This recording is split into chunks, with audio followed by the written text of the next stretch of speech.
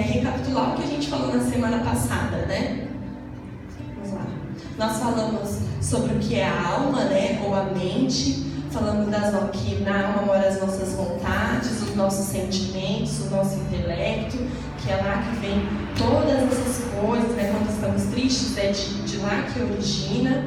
Nós falamos também o que acontece na mente deprimida e ansiosa, então é uma mente que está sempre com um olhar negativo, um pensamento de que está em perigo, de que nada vai dar certo, que a vida é um fardo muito pesado, que o trabalho é muito difícil. Nós falamos sobre esses vários aspectos. Também falamos sobre tratamentos, né? Medicação e terapia, que às vezes é necessário entrar com essa intervenção medicamentosa e que também às vezes só o medicamento não adianta, que é necessário uma terapia, né? Lembra da imagem lá do nozinho da linha na cabeça e o médico colocando tudo em ordem, então é necessário aliar esses dois.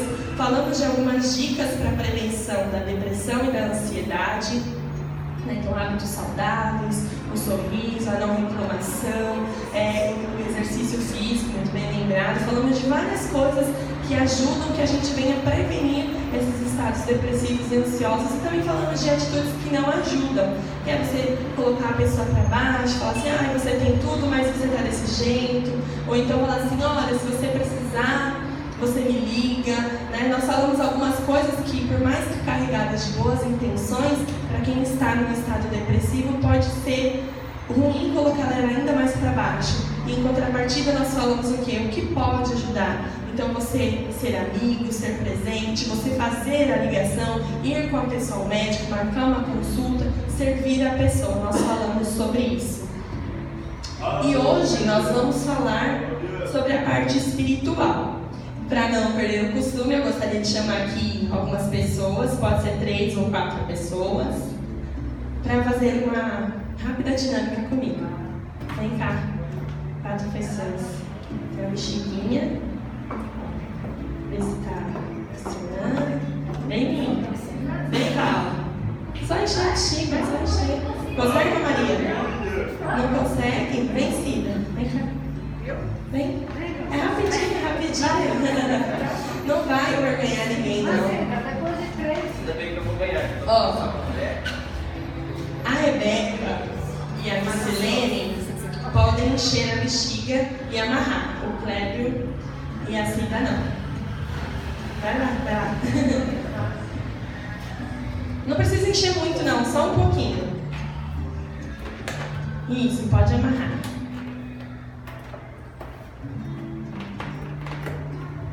Agora, Cida, enche só um pouquinho e não amarra. Isso. Vamos lá. Cleber, mostra a sua.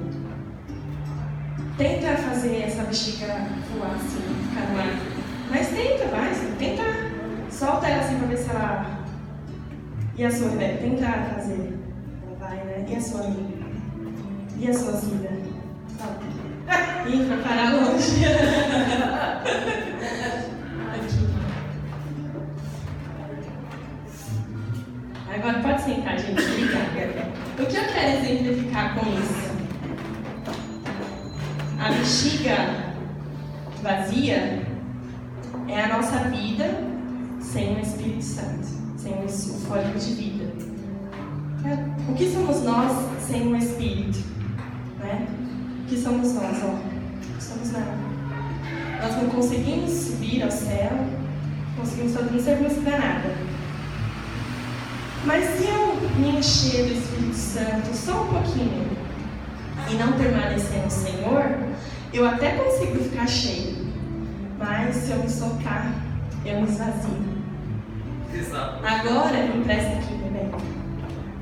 Se eu me encho, se o Senhor me dá o sopro de vida, me dá o Espírito Santo, eu me encho e me amarro no Senhor, me apego no Senhor, olha só, a minha vida é mais leve, eu me achego mais alto. E se for se a gente encher uma bexiga com gás zero, ela vai, some, ninguém pega mais, ela não desce mais. Então, que nós possamos nos encher do Espírito. E quanto mais nós enchermos, mais perto do céu nós ficamos. Mais força nós vamos ter para estar perto do Senhor. Mas não basta só estar cheio, nós temos que estar estar fixados, amarrados no Senhor, porque senão a qualquer momento esse fogo se vai. Amém? É isso que eu gostaria de ilustrar. Então vamos falar um pouco sobre o que é o Espírito. Então o Espírito é a parte imaterial do homem. Nós falamos do corpo, que é onde a gente consegue ver, consegue sentir. Nós falamos da mente, que embora a gente não consiga ver, mas existem os equipamentos médicos que conseguem analisar, a gente consegue descrever o que está se passando, mas o Espírito é algo assim que transcende, né? Ninguém sabe dizer, meu espírito fica aqui, meu espírito fica aqui, o meu fica aqui, o meu fica aqui. Não, a gente não sabe, né? E o Espírito dado por Deus, né, o sopro do Todo-Poderoso, é o que nos conecta com o Espírito Santo. Então, nós podemos dividir corpo, alma e espírito, e essa ligação é feita pelo Espírito dado por Deus, e é através desse Espírito soprado pelo Senhor que nós nos conectamos com o Espírito Santo. E a palavra de Deus, né, ele fala lá em Jó 32, tem tanta marcação na minha Bíblia aqui que eu tive que colocar um monte de papelzinho para eu não me perder. Jó 32, o versículo 8 diz assim: mas é o Espírito dentro do homem que lhe dá entendimento, o sopro do Todo-Poderoso. Então, o Espírito que há dentro de nós é o sopro do Todo-Poderoso. Então, quando Deus criou lá Adão e Eva, eles eram um ser qualquer, né? Claro que pela narrativa da Bíblia, Deus criou e já soprou o fôlego de vida, mas se tivesse uma pausa dos eventos, se o Senhor tivesse criado Adão um dia e o outro tivesse soprado o fôlego de vida, no dia que Deus ainda não tinha soprado, Adão era como um animal. Talvez ele andaria, talvez ele iria para lá e para cá, mas o que fez Adão se tornar a imagem e semelhança de Cristo, de Jesus, de Deus, né? Foi o sopro do Todo-Poderoso. Então, a partir do momento que o Senhor Deus sopra sobre ele passa a pensar, a ser uma alma vivente. Aqui no capítulo 2, verso 7 de Gênesis, diz assim: então o Senhor Deus formou o homem do pó da terra e soprou em suas narinas o fôlego de vida, e o homem se tornou um ser vivente. Então, a partir daí que o homem começou a ser a imagem e semelhança de Deus. E por quê? Porque eles têm a capacidade de discernir o bem e o mal, de fazer escolhas, tendo livre-arbítrio. E como é que hoje, já que Deus criou lá no princípio Adão e Eva com as suas próprias mãos, como é que hoje esse fôlego de vida é transmitido para nós, seres humanos? Então, o Senhor deixou uma máquina super tecnológica dentro de nós, mulheres, capaz de gerar novos seres viventes. Então, é através do útero da mulher que o Senhor colocou ali a capacidade de soprar esse fôlego de vida. Eu ouvi isso recentemente, que a mulher foi um ser escolhido por Deus para trazer a imagem e semelhança de Deus à Terra. E olha como que é lindo isso, né? Então, por isso que nós, que somos cristãos, acreditamos na vida espiritual, acreditamos também que quando o bebê é gerado, ali já começa a vida espiritual dele, porque ele está conectado com o sopro de vida dado por Deus à mãe, que transmite para o bebê. Então, tudo ali que o bebê está sentindo, que a mãe está sentindo, o bebê também está, e por isso que é importante o cuidado desde esse princípio. Então, como que é a vida espiritual de um depressivo ansioso? Então, nem sempre vai ser uma vida parada, uma vida sem dedicação, uma vida morta, né? Na história, casos de grandes homens que eles eram servos do Senhor, compositores, frequentes, dedicados à obra, em comunhão com os irmãos, mas que eles passaram por profundas depressões severas. Isso não os impediu, não os tornou imune. Então, tem um chamado William Cowper, tem o David Brainerd e o John Bunyan. Eles enfrentaram depressões severas. Para a gente ter uma ideia, esse William Cowper, ele tentou suicídio, e para não chegar às vias de fato, ele tinha uma pessoa com ele 24 horas por dia, porque ele passava por depressões tão grandes que o desejo de acabar com aquela dor era muito grande.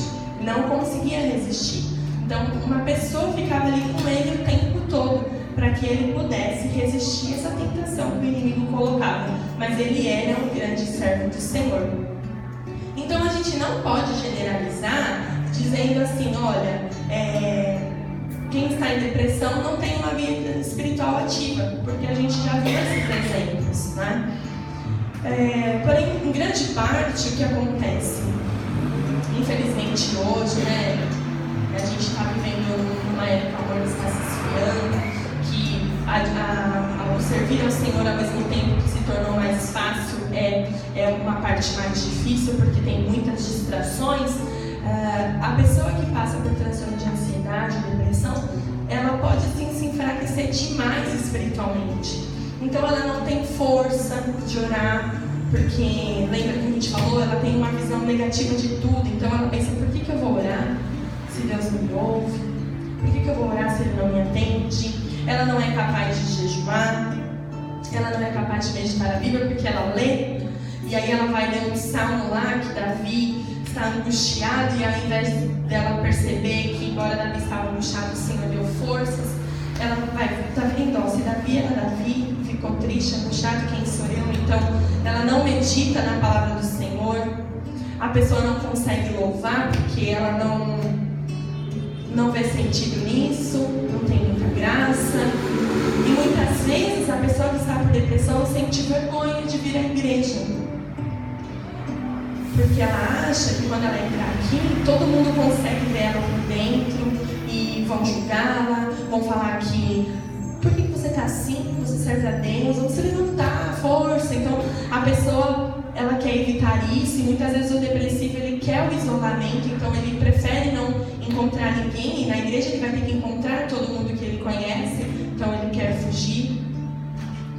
E em alguns casos a pessoa acha que Deus nem existe, porque ela está tão desacreditada da vida que ela fala assim, não, Deus acha que não existe, porque se ele existisse e me amasse, ele ia fazer alguma coisa para me tirar dessa situação. Deus me abandonou, Deus não me ama, Ele não se importa comigo. São esses os pensamentos que vão permeando a vida espiritual de uma pessoa depressiva e ansiosa. E na Bíblia nós temos alguns casos, né, exemplos de servos do Senhor que passaram por estágios depressivos. Eu vou ler o Salmo 142. Os irmãos prestem bastante atenção com tudo que a gente aprendeu. Ler isso daqui, não tem dúvidas que Davi estava passando por uma aflição, por um estágio depressivo. Diz assim: em alta voz clamo ao Senhor, eleva minha voz ao Senhor suplicando misericórdia. Derramo-me diante dele o meu lamento, a ele apresento a minha angústia. Quando meu espírito desanima, és tu quem conhece o caminho que devo seguir. Na vereda por onde ando, esconder uma armadilha contra mim. Olha para a minha direita e vê, ninguém se preocupa comigo. Não tenho abrigo seguro, ninguém se importa com a minha vida. Clamo a ti, Senhor, e digo, tu és o meu refúgio. És tudo que tenho na terra dos viventes. Dá atenção ao meu clamor, pois estou muito abatido. Livra-me dos que me perseguem, pois são mais fortes do que eu. Liberta-me da prisão e renderei graças ao teu nome. Então os justos se reunirão à minha volta por causa da tua bondade para comigo. Olha que salmo, né, que Davi escreveu quando ele estava na caverna. Ele estava passando por alguma coisa mais profunda, né, um estágio depressivo. Nós também temos o profeta Elias, lá em 1 Reis 19, vamos ler. 1 Reis 19. O profeta Elias, ele teve inúmeras vitórias, né? Ele orou e o céu parou. Orou de novo e o céu voltou a funcionar. Ele orou e venceu sobre os profetas de Baal. Mas uma ameaça de uma mulher o tirou do centro. E aí eu fiquei pensando que ele estava vindo de inúmeras vitórias, de inúmeras conquistas, de inúmeras batalhas, e talvez naquele estágio, talvez o corpo dele estava cansado, precisando de um descanso, de um alimento. E aí aquela ameaça o tirou do foco que é o Senhor Jesus. No capítulo 19 de 1 Reis, versículo 3 diz assim: Elias teve medo e fugiu para salvar a sua vida. Em Berseba de Judá, ele deixou o seu servo e entrou no deserto caminhando um dia. Chegou a um pé de giesta, sentou-se debaixo dele e orou pedindo a morte. Já tive bastante, Senhor, tire a minha vida. Não sou melhor que os meus antepassados. Depois se deitou debaixo da árvore e dormiu. De repente, um anjo tocou nele e disse: Levante-se e coma. Elias olhou ao redor e ali, junto à sua cabeça, havia um pão assado sobre brasas quentes e um jarro de água. Ele comeu, bebeu e deitou-se de novo. O anjo do Senhor voltou, tocou nele e disse: Levanta-se e coma, pois a sua viagem será muito longa. Então ele se levantou, comeu e bebeu. Fortalecido com aquela comida, viajou 40 dias e 40 noites até chegar a Horebe, o monte de Deus. Ali entrou numa caverna e passou a noite. E mais para baixo, no versículo 12, diz assim: E depois do fogo houve um murmúrio de uma brisa suave. Quando Elias ouviu, puxou a capa para cobrir o rosto, saiu e ficou à entrada da caverna. E uma voz lhe perguntou: O que está fazendo aqui, Elias? E ele respondeu: Tenho sido muito zeloso pelo Senhor, o Deus dos exércitos. Os israelitas rejeitaram a tua aliança, quebraram os teus altares e mataram os teus profetas à espada. Sou o único que sobrou e agora também estão procurando matar. Então, nós vemos ali que o profeta Elias, já cansado, ele pede ao Senhor a morte. E o Senhor vai, deixa ele dormir um pouco, levanta, come e vai. Aí ele come um pouquinho e volta a dormir. Porque às vezes a pessoa que está depressiva, ela não quer se alimentar. Ela quer só repousar o seu corpo para ver se esquece aqueles problemas. Mas o anjo do Senhor fala: acorda, levanta, come e vá. Então ele comeu aquele alimento que eu acredito feito pelo Senhor, extremamente nutritivo, que deu uma força para ele, e ele caminha 40 dias. Você já imaginou você comer um alimento e beber um jarro de água que faz você caminhar 40 dias?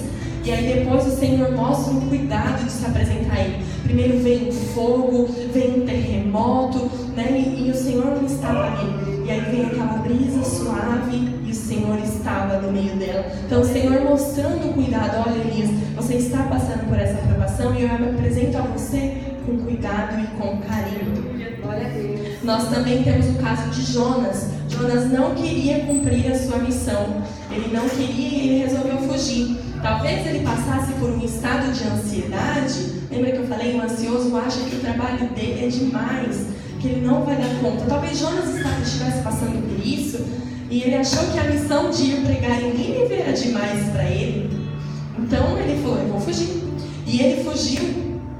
E quando houve aquela tempestade, que quase todos morrem, que resolvem jogar ele ao mar, ele não resistiu. Talvez ele pensou assim: é a melhor solução para a minha vida. Eu acho que se eu me afogar, se eu morrer, eu não preciso cumprir a minha missão. E o Senhor Jesus resgatou. E aí lá no capítulo 4 de Jonas, versículo 3 diz assim: agora, Senhor, tira a minha vida, eu imploro, porque para mim é melhor morrer do que viver. Então o Senhor Jesus teve misericórdia, enviou o peixe, engoliu Jonas, levou ele em segurança. Ele voltou lá, pregou em Nínive. Deus operou as obras dele lá. E mesmo assim ele não ficou feliz. Falou: não, Senhor, eu quero morrer. Eu quero morrer. Então ele estava numa angústia que mesmo diante das coisas boas, ele não conseguia enxergar. Jó também passou por isso. Era o homem mais justo que havia naquele tempo. E o sofrimento dele fez com que ele desejasse nem ter nascido. Aqui em Jó,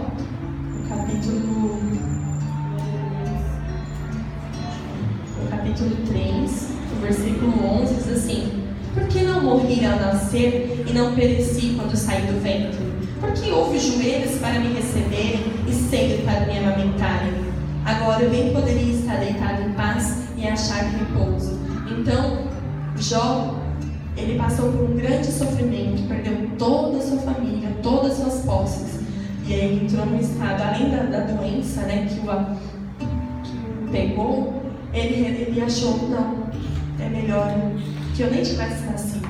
Isso também foi um desejo, um estado depressivo, de desejar a morte, né? E até mesmo nosso Senhor Jesus experimentou a mais profunda depressão, né? Ali quando ele estava no Getsemane, já prestes a ser traído e crucificado, ele estava com uma aflição tão grande, uma angústia tão grande, que ele foi orar e as gotas de suor eram sangue. E se nós formos pesquisar isso, para isso acontecer no ser humano, tem que ser um estresse, tem que ser algo assim, que o corpo tem que estar se desgastando demais para isso acontecer. Então, o nosso Senhor Jesus experimentou uma fase da depressão. E foram grandes homens de Deus, né? Nosso Senhor Jesus, nosso Deus, experimentou essas dores. Então, vida espiritual no altar não é sinônimo de imunidade a isso.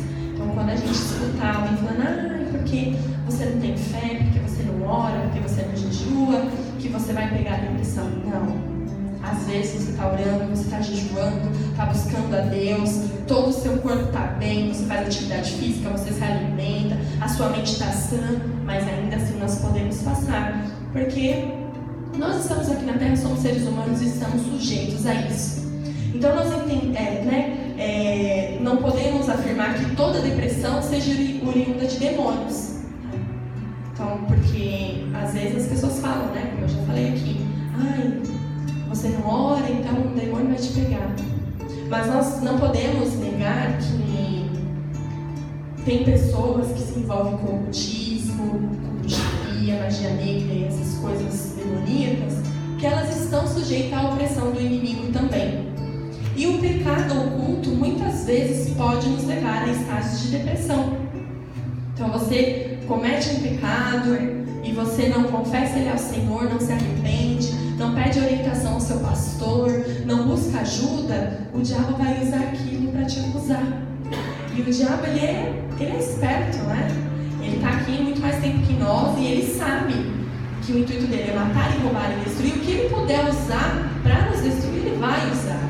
E se a depressão é algo ruim, se a depressão é algo que pode às vezes nos afastar do Senhor pela fraqueza que nós enfrentamos, por que ele não usaria, né? Então, o próprio rei Davi, quando ele pegou a mulher lá de Urias, né? Pegou a mulher de Urias, teve um filho com ela, aí ele foi lá e matou. Depois que aconteceu, ele ficou tão angustiado, que lá, no Salmos 51, quer ver?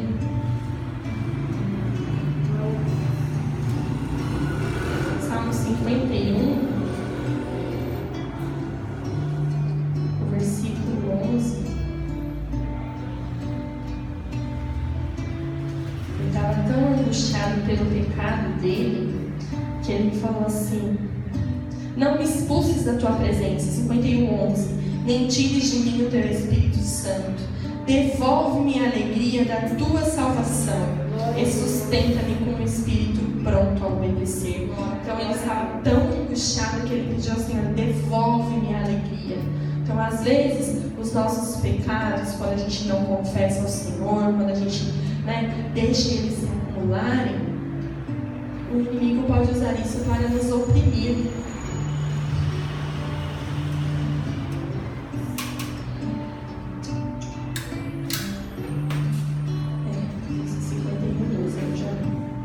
Então é muito importante nós prestarmos atenção nisso, porque às vezes a gente comete algum pecado e não, Deus conhece o meu coração, mas nós temos que confessar, porque o Senhor fala para nós confessarmos, para nós dizermos as nossas preocupações, as nossas necessidades a Ele, porque os nossos pecados não são diferentes. É necessário que, mesmo que o Senhor nos sonda, nos conhece, que nós nos prostramos diante dele e falamos: Senhor, olha, o Senhor lembra, eu fiz isso, me perdoa, tapa essa brecha que o inimigo pode usar para me oprimir e me enfraquecer.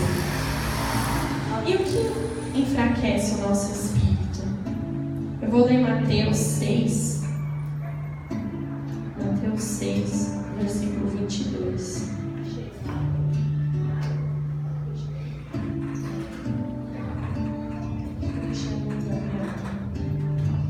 Vou ler capítulo 6, versículo 22.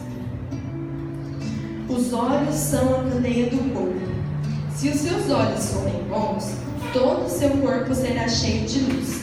Mas, se os seus olhos forem maus, todo o seu corpo será cheio de trevas. Portanto, se a luz que está dentro de vocês são trevas, que tremendas trevas são. Obrigada. Então, lembrando, na semana anterior que nós falamos sobre a mente, que eu usei aquele ditado, os olhos são a janela da alma, e a palavra do Senhor fala, os olhos são a candeia do corpo. Então, o que enfraquece o nosso espírito, muitas vezes, entra pelos nossos olhos. Eu coloquei ali algumas imagens, vocês vão ver, o cigarro, representando os vícios, o celular representando as redes sociais, o próprio celular, né? A pornografia, a televisão, tudo isso são coisas, né, que vai enfraquecendo o nosso espírito. Então, se eu fico no meu celular o tempo todo nas redes sociais, o tempo todo na internet, só vendo coisas que não me edificam, ou que são engraçadas, né, nem causam mal a ninguém, mas são engraçadas, são fofinhas, eu estou fortalecendo o meu espírito? Não. Então, isso está entrando por onde? Pelos meus olhos. Mas aí você pode falar assim, mas eu nem uso a internet. Eu não tenho celular, eu não uso a internet, nem tenho Facebook, não tenho YouTube, não tenho nada. Mas a programação da TV, a gente sabe, completa. E esses dias eu estava no hospital, aí estava passando, acho que jornal.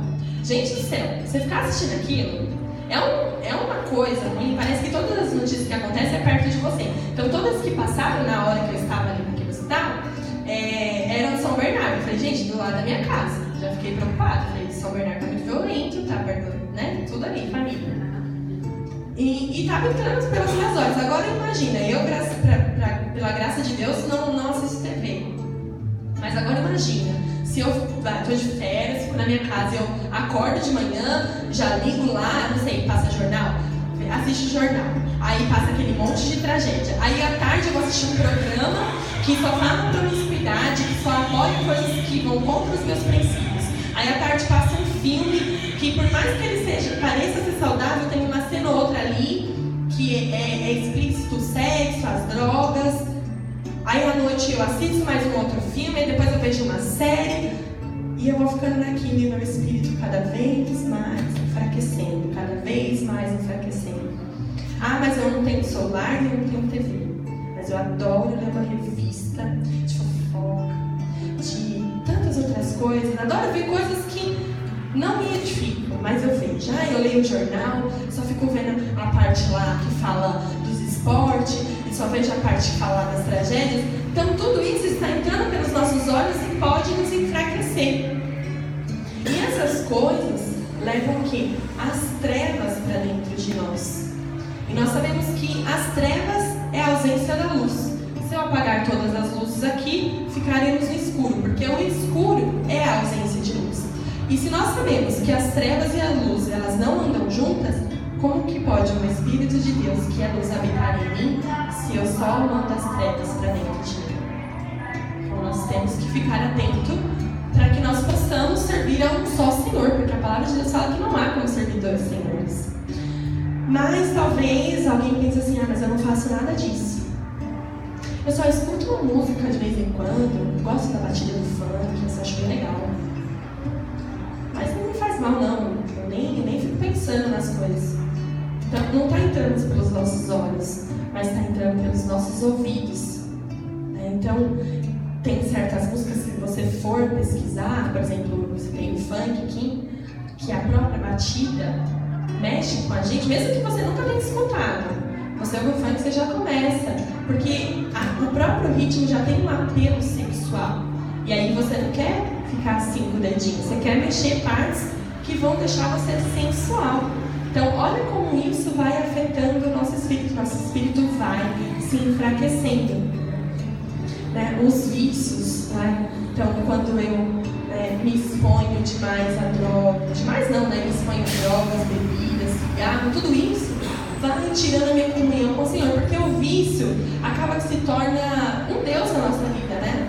Se eu não consigo viver sem a bebida alcoólica, se eu não consigo viver sem a droga, se eu não consigo viver sem o cigarro, isso se tornou um Deus na minha vida, né? Então nós não podemos dividir esse espaço com o Senhor. Então tudo isso vai enfraquecendo o nosso espírito.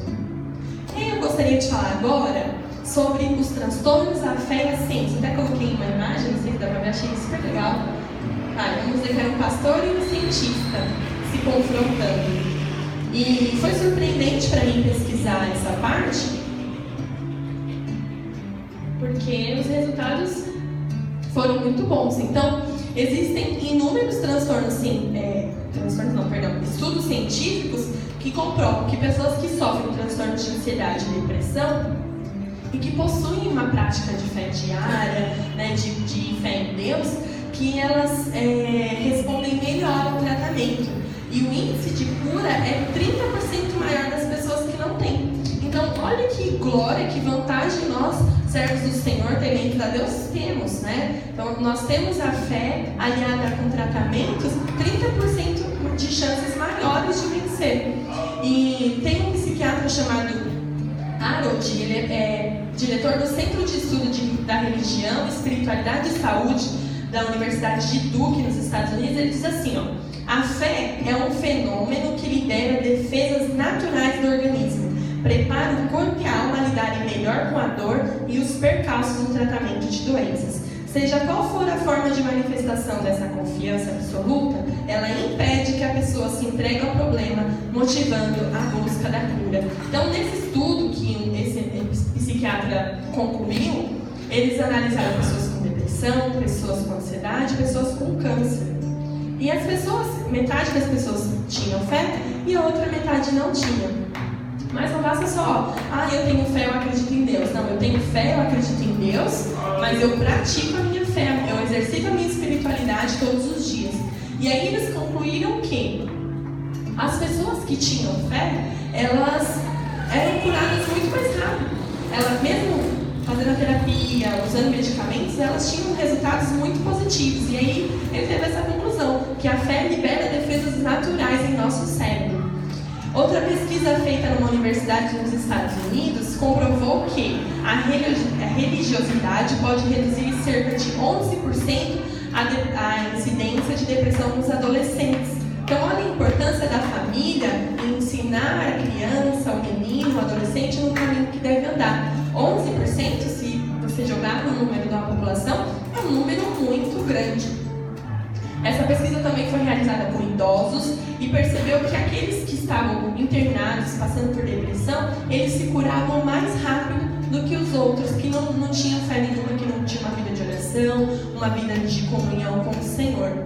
E outro dado é que pessoas que têm predisposição genética, ou seja, o pai passou por depressão, a mãe, né, a avó, que já é bem mais próxima, e elas têm uma fé, elas têm uma chance, tem um risco menor de 90% de desenvolver depressão. Então, assim, é absurdo o tamanho, né, do risco em relação a quem tem fé. Então, quem tem uma fé, mas tem uma predisposição genética, 90% de chance a menos de desenvolver. E, de acordo com a psiquiatra Maria Fernanda, uma brasileira, quando a pessoa alia o tratamento da depressão e a prática religiosa, há uma resposta melhor ao tratamento, além de reduzir o risco de morte em 30%. Não é só para a depressão, o risco de morte, porque ela falou assim, quem pratica uma fé, normalmente procura viver uma vida mais tranquila, uma vida mais saudável, evitar hábitos ruins como bebida, cigarro, drogas. A pessoa procura fugir de pensamentos suicidas, fortalecida, por mais que às vezes se passe pela mente, mas a confiança em Deus, a fé, o temor ao Senhor faz com que a pessoa queira fugir disso. Então a pessoa está sempre buscando levar uma vida melhor. Então já reduz em 30% de chances de risco de morte. E essa doutora afirma que quando exercemos a nossa espiritualidade, nós protegemos o nosso cérebro da depressão, porque há estudos que comprovam que a prática da religião promove um espessamento do nosso córtex cerebral. O córtex cerebral é a parte mais importante do nosso cérebro, é ali que está todas as nossas funções. Então a prática da religião faz com que esse córtex fique mais forte. Então olha que importante é nós termos uma vida espiritual com Deus. E ela falou assim, um depressivo que exerce a sua espiritualidade, ele se sente menos isolado, menos solitário, e além, ele evita de ficar o tempo todo ali ruminando aqueles pensamentos. Então, o depressivo que não tem uma fé, que não tem uma religião, o ansioso que não tem, ele fica ali o tempo todo só naqueles pensamentos, naquele ciclo que ele não consegue sair. E já o que serve ao Senhor, que exerce a sua vida com Deus, por mais que a mente dele queira ficar ali, não, você não consegue, ele fala assim, não, mas eu tenho Deus, meu Deus, né? Tirou Elias, meu Deus tirou Davi, meu Deus tirou a Jonas, ele vai me tirar. Aleluia. E o que fortalece o nosso espírito? Não é muito segredo, né? Todos nós sabemos que o que fortalece a nossa comunhão com Deus é o quê? A oração, o jejum, a meditação na palavra, cantar louvores, ter comunhão com os irmãos, tudo isso nos fortalece. Porque às vezes eu tô fraca, aí eu venho na igreja, eu não oro em casa, mas eu venho na igreja, eu oro aqui, eu encontro um irmão, e esse irmão me dá um abraço, me dá uma palavra de Deus, eu canto um louvor, e esse louvor me conecta com o Senhor. Então tudo isso fortalece o nosso espírito. E o que acontece? Quando nós deixamos de exercitar o músculo, né? Vamos lá, quebrei a perna, quebrei o joelho, fiquei com 1 mês com a perna engessada, né? Isso já aconteceu comigo quando eu tinha 11 anos. Eu fiquei 45 dias com a minha perna engessada, acho que a maioria dos irmãos lembra. Quando eu tirei o gesso, eu não conseguia, minha perna parecia meu braço, só os cabetinhos. E eu não conseguia dobrar meu joelho de jeito nenhum. Não conseguia, era uma dor insuportável. Então eu tinha que ficar na bicicleta, bem devagarzinho. Eu lembro que eu sentava ao contrário na bicicleta para não sair do lugar, porque eu tinha medo. Ficava tentando pedalar, a minha mãe fazia os exercícios. E eu demorei quase 1 mês para conseguir dobrar minha perna de novo. Mas por quê? Porque ficou paralisado, eu não exercitei e atrofiou. O espírito é a mesma coisa. Se a gente não exercita, ele perde a força, né? Ó, a bexiga não estava cheia, então ela não tem força de flutuar. A mesma coisa é o nosso espírito. Então, o que eu posso fazer para exercitar o meu espírito, além de orar, além de jejuar, de meditar na palavra, de cantar louvores, de estar em comunhão com os irmãos? Eu posso orar em línguas, né? Para aqueles que falam em línguas, a oração em línguas é um exercício do nosso espírito. E não é só o nosso corpo e a nossa mente orando, né? É o espírito se comunicando com o Senhor. Em 1 Coríntios 14, versículo 15, diz assim: então o que farei? Orarei com o espírito, mas também orarei com entendimento. Cantarei com o espírito, mas também cantarei com entendimento. Se você estiver louvando a Deus em espírito, como poderá aquele que está entre os não instruídos dizer o amém? A sua ação de graça, visto que não sabe o que você está dizendo. Né? Então aqui eles estavam falando sobre o dom de profecia e de língua, estavam falando para fazer a oração com o espírito, mas para fazer com entendimento. Então não é só falar por falar, é uma oração com presença. Então eu estou ali orando em línguas, mas eu estou com a minha mente, eu estou com o meu corpo conectado com o Senhor e fazendo algo conectado, né, com uma intenção. E com isso eu estou exercitando o meu espírito.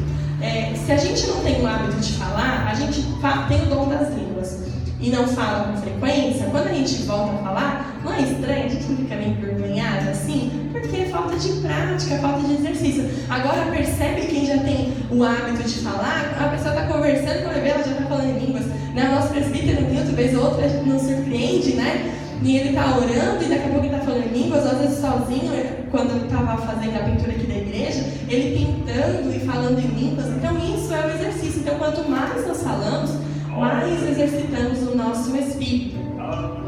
Através dos louvores ao Senhor, nós também enchemos o nosso Espírito Santo. E lá em Efésios, capítulo 5, o versículo 18, diz assim: não se embriague com o vinho que leva à libertinagem, mas deixe-se encher pelo Espírito, falando entre si com salmos, hinos, cânticos espirituais, cantando e louvando de coração ao Senhor. Então, louvar a Deus faz com que o nosso espírito se exercite. Então, não é só pôr um louvor e ficar ouvindo, é louvar mesmo, né? Eu estava conversando com o meu professor de canto e ele falou assim: sabe por que eu gosto muito dos evangélicos? Porque eles se entregam na música. Isso é tão bom, o cantor tem que se entregar na música. E é isso. Quando nós louvamos ao Senhor, nós temos que nos entregar. Me entristece muito quando a gente está louvando na adoração e eu me entrego, né? Os irmãos já sabem que eu fecho os olhos e adoro ao Senhor. E quando eu vejo assim uma pessoa olhando nada, eu falo, poxa, é uma oportunidade tão única, tão maravilhosa de render graças ao Senhor, render louvores ao Senhor, de encher o Espírito Santo, e a pessoa não aproveita, porque é difícil você ter esse momento em casa. Eu digo por mim mesma, é difícil, eu vou reservar e vou cantar 3 louvores na minha casa, pode estar acontecendo o que for, que eu vou adorar a Deus, eu vou cantar bem alto, eu vou soltar a minha voz. Não fazemos. Eu estou dizendo por mim, nós não fazemos. Então, o momento que nós temos de fortalecer o nosso espírito através dos louvores, muitas vezes é só aqui. Claro que nós devemos fazer em casa. Isso é muito bom. O culto tem que começar no nosso lar. Mas se nós não temos feito no nosso lar e não fazemos na igreja, onde nos resta tempo?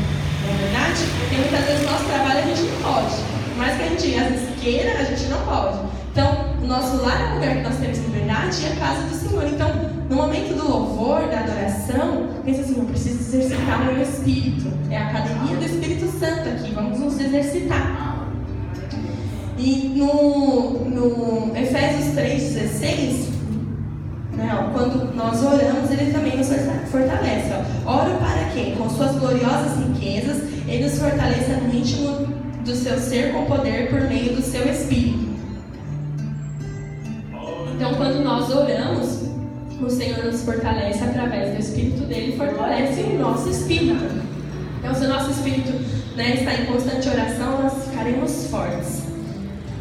E mesmo que a gente não tenha força para orar, eu não sei orar, não tenho palavras, estou passando por uma necessidade muito terrível, não sei o que falar para Deus, nós podemos usar a Bíblia, né? O Salmo que eu li aqui, 142, nós temos tanto Salmo, o pastor leu o Salmo 3, que é o Salmo da manhã, aí tem o Salmo 4, que é o Salmo da noite, tem tantos salmos que a gente pode ler, eu não sei o que falar, eu começo a falar e falo assim: Senhor, graças a Deus, obrigado meu Deus, graças a Deus, Senhor me guarda, a gente não sai daquelas palavras, né? Então, use a palavra do Senhor para orar, ela está aí para nos auxiliar na comunicação com Jesus, né? O livro de Salmos nos oferece um repertório imenso.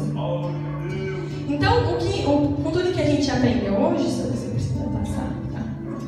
A gente pode entender que, para a gente vencer a depressão, o transtorno e a ansiedade, a gente tem que cuidar do nosso corpo como um todo. Não há uma separação. Não tem como eu cuidar só do meu corpo, cuidar só da minha mente, cuidar só do meu espírito. Eu sou um só, né? Nós somos um só. Então nós temos que cuidar do corpo, da mente ou da alma, né? E do espírito. Então, não basta eu só me alimentar bem e deixar minha mente e meu espírito de lado. Porque aí o inimigo sabe que a outra parte está fraca e ele vai me atacar. Então eu tenho que me blindar de todos os lados, né? Procurar me proteger para que eu não venha cair nesses problemas que tanto têm afetado as pessoas. Mas infelizmente nem sempre isso é possível, né? Então às vezes a pessoa está passando pela depressão e por mais que ela tenha esses cuidados, fazer o quê? Deus permitiu. Como Jó, né? Deus permitiu que Jó passasse por tudo aquilo. Então, às vezes, é uma permissão do Senhor. E aí acaba que as pessoas estão passando por aqueles pensamentos, aquela dor tão profunda. ou por falta de conhecimento, por falta de apoio, às vezes por dinheiro, porque vamos supor, para fazer um tratamento psicológico é caro, né? O medicamentoso é caro, nem sempre, né, o SUS consegue oferecer, às vezes o convênio também não oferece. Então a pessoa, às vezes por recursos financeiros, não consegue se tratar. E aí a única saída que ela começa a pensar é: eu preciso acabar com essa dor. Eu tomo um remédio, não resolve, eu durmo, enquanto eu estou dormindo eu tenho pesadelos. Como que eu acabo com essa dor? E aí começa a permear os pensamentos suicidas. E aí, se a pessoa ela leva uma vida assim sem propósito, que não acredita que a nossa vida só inicia aqui, mas ela continua na eternidade, se ela não tem essa consciência, para ela tanto faz como fez, para ela é melhor morrer, né? Então, ela se vê nesse beco sem saída e fala: não, eu vou tirar a minha vida. E ela não percebe que talvez tirar a vida dela vai solucionar a dor dela, mas vai causar dor em toda a família. Porque se você vê relatos de famílias pessoas que se suicidaram, as pessoas ficam assim num estado de uma tristeza quase que depressiva de novo, todo mundo, né? Então a pessoa não consegue ver que a dor dela não é só a dor dela, é a dor de todas as pessoas que a amam, né? E nós sabemos que o único que pode tirar a vida sem cometer assassinato é Deus, porque o sopro é dele. Lembra que nós falamos que ele deu um sopro de vida e quando nós morremos, esse sopro retorna a ele, né? A nossa alma, se a gente tiver tido uma vida com Deus, ela irá para o repouso eterno ou então para o inferno. Mas o sopro de vida, o fôlego, o espírito dado por Deus, quando ele decide tirar, ele pega e leva de volta para o céu com ele. Então, se um dia alguém ouvir algum cristão falando assim: não, mas o cristão que comete suicídio, né? Não, a gente não deve apoiar essa ideia, porque acredite, há grandes líderes religiosos que não, é normal o cristão cometer suicídio, que cabe a Deus julgar o que se passa daqui para a eternidade. Mas nós sabemos que o único que pode tirar a vida é Deus. Não cabe a nenhum de nós querer encerrar isso, né? Nem com o nosso próximo e muito menos contra nós mesmos. Então, se alguém te ouvir, ore e repreenda, porque o dono da vida é o Senhor Jesus. Ele entregou a vida dele por nós para que nós tivéssemos direito à vida eterna. Então não há necessidade de nós nos automutilarmos, de nós nos flagelarmos, de nós tirarmos a nossa própria vida para ter direito a um descanso, porque não terá, quando Jesus já sofreu, já passou por um estágio depressivo, para que nós tivéssemos direito a essa vida eterna. E se há alguém aqui entre nós que está passando por isso, ore, se fortaleça, saiba que você não está só. E se não há alguém aqui em nosso meio, glória a Deus por isso, demonstre através da sua vida que essa pessoa não está só. Que embora ela sinta que esteja, que ela não perceba o amor das pessoas que estão ao redor dela, que ela tem pessoas que ela possa contar. E que acima de tudo ela tenha Deus.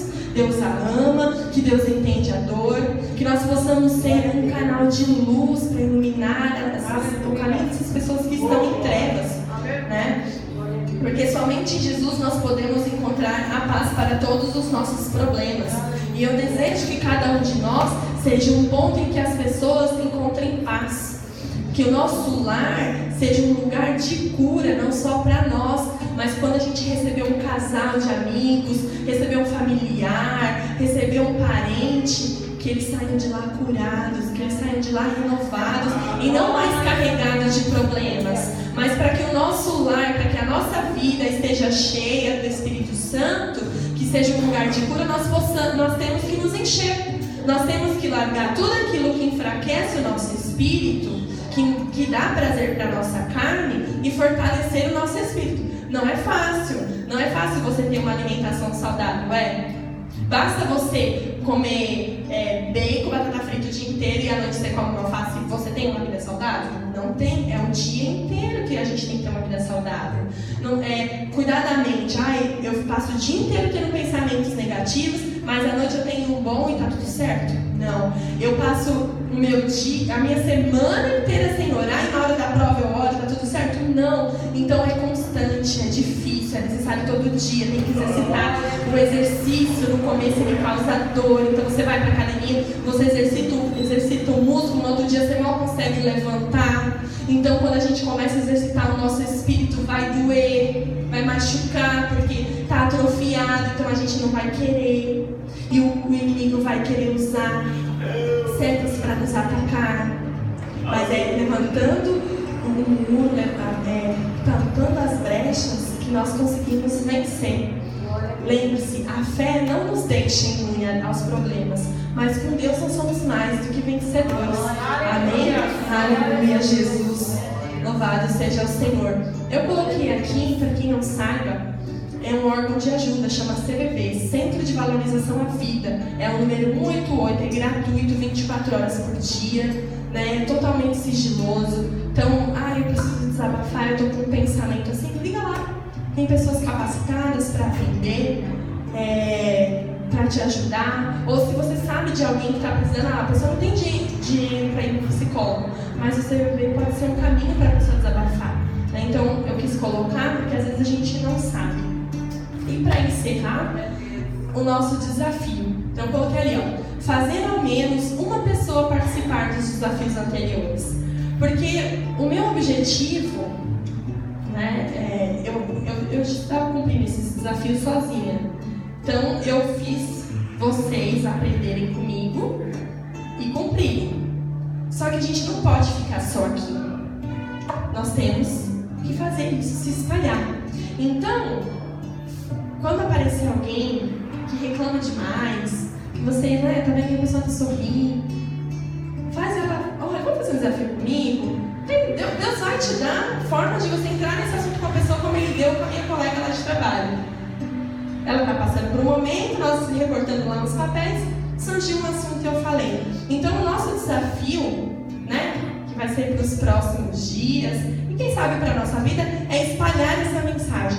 Vamos ser mais gratos, não vamos reclamar, vamos sorrir é bom, né? É tão bom sorrir.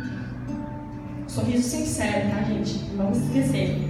Vamos servir as pessoas, né? Então, quando eu me disponho a fazer, quando eu me disponho a servir, as pessoas falam assim, nossa, mas você faz isso? As pessoas ficam achando isso, nossa, mas como, né? Por que você faz essas coisas? E aí você responde, não, eu tô aqui para servir, eu tô aqui para ser útil. Não queira, né, ficar justificando, não, é porque eu pesquisei, assim, não, eu tô aqui para servir porque eu sirvo a Deus e Ele mandou eu servir o meu próximo. Então vamos espalhar esses desafios e levar para a nossa vida aqui. Reclamar só se for para resolver um problema de verdade. Do contrário, vamos sorrir, vamos ser gratos ao Senhor. Né? Eu passei 2 semanas praticamente sem folga, porque eu fiz uma troca com uma amiga e na sexta-feira passada eu tive que trabalhar. Eu estava muito cansada mesmo. Na sexta-feira passada eu trabalhei e eu passei muito mal lá. Joguei tudo pra fora, minha pressão caiu, estava um calor assim, grande.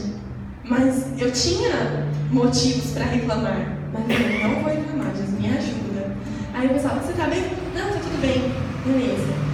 Ai, nossa, essa semana você tá com uma cara de cansado, você tá com umas olheiras. Eu falei, normal, isso faz parte, porque eu tô trabalhando muito, glória a Deus por isso. Meu pai mandou mensagem e falou assim, filha, tá trabalhando muito, né, mas graças a Deus tudo falou. Eu falei, não pai, é normal, tô feliz, tô grata ao Senhor.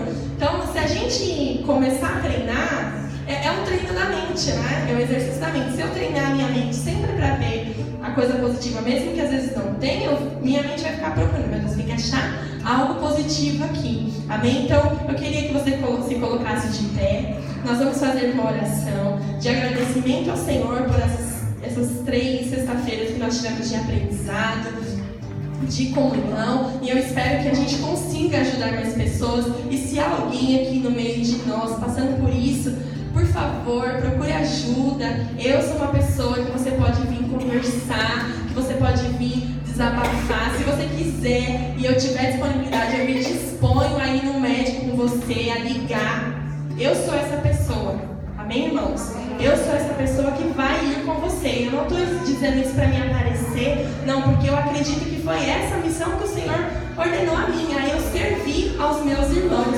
Então, se há alguém aqui em nosso meio, por favor, não tenha vergonha, peça ajuda para nós, porque às vezes, por fora a gente está tão bem que o outro não percebe. Então, se ninguém aqui, se tem alguém aqui passando por isso e ninguém percebeu, dê um toque pra gente. Levanta a mão e fala assim: olha, eu queria conversar. A gente vai, toma um sorvete, a gente conversa. A porta da minha casa está aberta porque eu pedi ao Senhor que o meu lar fosse um lar de cura. Não só para mim, para o meu esposo, mas para quem eu receber. Quem for lá vai sair curado, vai sair transformado. E eu desejo que o lar de cada um de nós seja assim. Então vamos orar para que o Senhor venha nos fortalecer o nosso espírito, para que através de nós a luz possa ser levada ao caminho daqueles que estão em trevas. Amém? Amém.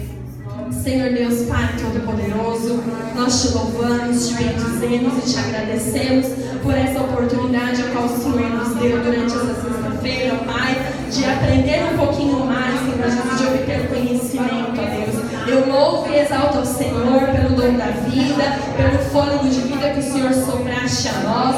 Eu te agradeço, ó Pai amado, pela vida de cada irmão que esteve aqui nessas 3 sexta-feiras, aqueles que só tiverem uma e duas, aqueles que não puderem estar, Senhor. Seja qual for o motivo, aqueles que não vieram, seja por fraqueza, por desânimo, que o Senhor possa, Senhor amado, nos levantar para ajudar essas pessoas, ó Deus amado. Senhor Jesus Cristo, eu oro pelo nosso país, ó Deus, aqueles que estão em depressão e que não tem ninguém para ajudar, que nós possamos encontrar essas pessoas. Se há alguém aqui em nosso meio passando por isso, que nós possamos servir, ajudar, ó Pai amado, que essa pessoa venha se levantar na Tua presença. E se não há ninguém em nosso meio passando por este problema, eu te dou graça, eu rendo louvores ao Senhor por isso, ó Deus. E eu te peço que o Senhor não nos deixe acovardar perante as situações e que nós possamos levar a Tua mensagem para fora dessas paredes. Eu peço ao Senhor Jesus que o Senhor nos capacite, nos dê força, nos dê coragem para levar a Tua palavra, Senhor Jesus. Eu oro e peço que o Senhor visite o lar de cada irmão, de cada irmã, visite a família, Deus amado. Se há em nossa família pessoas nesse estado, que nós possamos ajudar, que nós possamos fazer a diferença, Senhor Jesus Cristo. Pai amado e bendito, que o nosso lar seja um lar de cura, seja um lar de renovação, seja um lar, ó Pai amado, de libertação daqueles que o frequentam, ó Deus. Em nome de Jesus Cristo, eu te dou graça. Muito obrigada, Senhor Jesus. Muito obrigada, Senhor amado, porque nós não somos merecedores, mas a sua misericórdia se renova toda manhã por nós. E é por isso que nós estamos aqui. Aleluia. Aplauda o nome do Senhor Jesus.